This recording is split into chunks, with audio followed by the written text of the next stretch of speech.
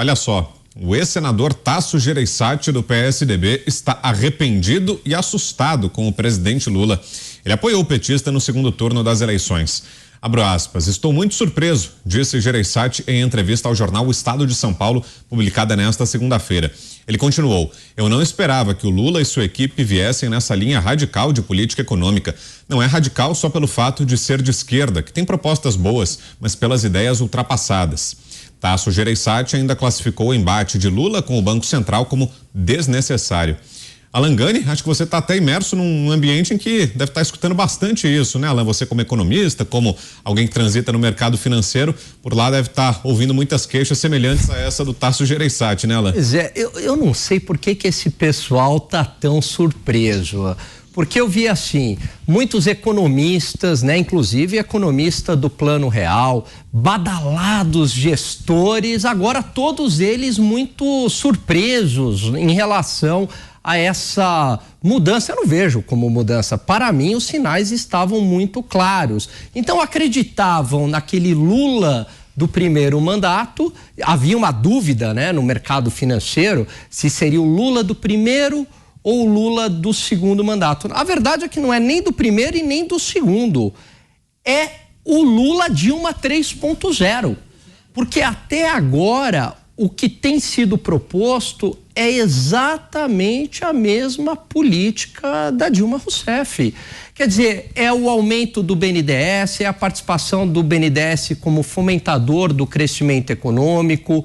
Não tem um discurso sobre corte de gastos, muito pelo contrário. É só o foco na arrecadação, no aumento do imposto, ou seja, do aumento do tamanho do Estado. É o revanchismo. O Bolsonaro entrega um país com praticamente 3% de crescimento, superávit primário das contas públicas e inflação controlada. E aí, qual é o grande problema? Não, o problema é o Bolsonaro, a herança maldita econômica. Que herança maldita? Inflação controlada, crescimento econômico e superávit das contas públicas, que não ocorria desde 2014. Problema gerado pelo PT. É o mesmo discurso lá do Lula de 2003, culpando o Fernando Henrique. A mesma coisa quando o país estava arrumado. Então, esse pessoal agora se diz, fui enganado, estou surpreso. E aí até o Mota, eu já vi ele falando isso, eu concordo absolutamente, que eu não sei se eles estão surpresos e é um arrependimento sincero, Brown, ou se eles estão fazendo, vou usar uma linguagem do mercado financeiro, se eles estão fazendo hedge, eles estão fazendo proteção à sua reputação. Porque muita gente agora, inclusive esses gestores badalados, falaram, vocês não apoiaram? Tá aí, eu não boto mais grana no teu fundo, eu não confio mais em você. Você não apoiou isso daí, agora você vem me dizer que você está surpreso, quando os sinais eram claros. Tem um vídeo que circula do Zé Dirceu mostrando claramente que seria um governo heterodoxo, que seria um governo mais à esquerda, que seria um governo de cara de Dilma Rousseff. O Boulos faz um diagnóstico preciso, nisso é a única vez que eu concordei com o Boulos, mas ele faz um diagnóstico preciso a uma entrevista do Roda Viva. Ele fala, isso daí é só para dar uma acalmada no mercado, Alckmin, enfim. Mas será um governo voltando às suas origens do PT, é o PT da década de 80, é o PT 3.0 Dilma Rousseff. E agora esse pessoal me diz que estão espantados, quer dizer, não sabia, ou é muita ingenuidade ou estão tentando salvar a própria reputação. E você, Roberto Mota, tá surpreso, Mota? Pois é, o ex-senador foi um dos que ajudou a eleger o PT. Parece que ele agora critica a agressividade e a linha radical da política econômica do governo, né? Parece que ele teria dito, não veio um Lula Mandela, veio um Lula anti-Bolsonaro.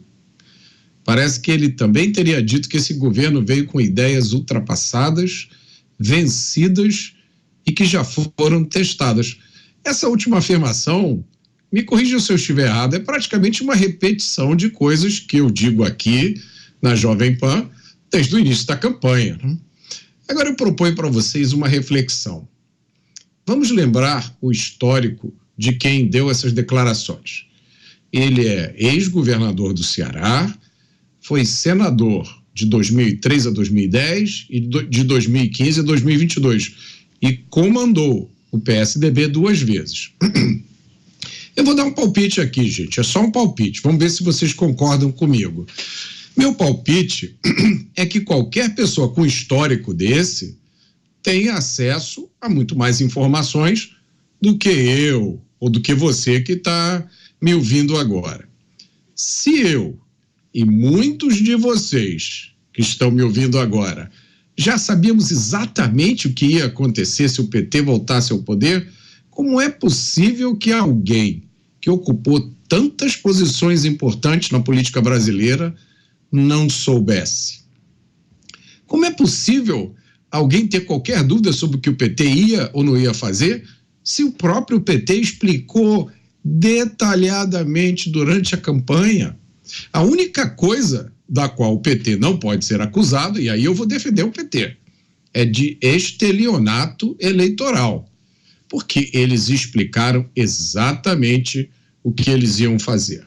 A plataforma estava completamente delineada, tanto que eu vou lembrar a vocês um episódio. Assim que eu entrei aqui na Jovem Pan, eu tive um debate sobre posições políticas, sobre partidos, candidatos, com o Piperno. E eu fiz um desafio para ele na época. Eu pedi que ele citasse um único discurso, só um bastava, do então candidato do PT, no qual ele defendesse a liberdade.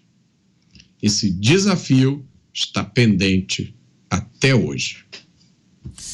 Agora, José Maria Trindade, e aí em Brasília, Zé? Perguntei para o Alan se no mercado financeiro ele tem escutado muitos relatos como esse. E aí em Brasília, qual o clima, Zé? O mundo político também surpreso de alguma forma com os rumos do governo Lula, Zé? Surpreso e surpreendido, né? Hoje mesmo o presidente da Câmara deu o sinal, olha, Lula não tem maioria, isso é levantar a plaquinha para dizer, olha, nós é que mandamos aqui, vamos mandar no seu governo. Olha, Vitor, eu conversava uma vez isso há tempos atrás, com o então ministro da Justiça, Jarbas Passarinho, ele era cheio de frases, né? E aí ele contava a história de um cidadão que voltou mais cedo para casa e encontrou um senhor com a mulher dele. E aí o rapaz olhou para ele e disse, eu estou surpreso com a sua chegada. Aí ele respondeu, surpreso não, surpreso estou eu. O senhor está surpreendido, foi surpreendido. Então eu não sei se o Tasso Gereissati está surpreso ou surpreendido. Eu acho que ele está mais surpreso do que surpreendido. E por quê? É porque esse pessoal que formou essa tal frente esperava chegar e tomar o poder. Isso aí é a institucionalidade da política. Esse Tasso Gereissati é aquele cara que viveu nos calcanhares da política, não desgruda da política, porque vive disso. E costuma considerar igual e misturar o que é o seu orçamento pessoal, o orçamento de suas empresas e o orçamento público. E o PT chegou com a boca grande demais.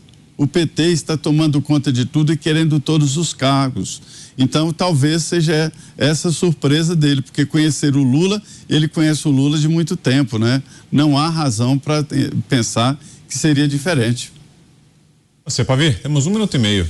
Ok. Bom, não dá para dizer que não sabia. Não dá. É impossível. E ao contrário do que todo mundo falou aqui, não é um Lula Dilma 3.0. É um Lula de sempre, com medidas da Dilma, só que com risco mitigado de impeachment. Depois da questão do 8 de janeiro e de toda a comoção e de toda a narrativa que foi montada. Quanto ao Tasso Gereissati, não só um político experiente, mas um homem de negócios de sucesso. Ele é dono da Gereissati Participações S.A.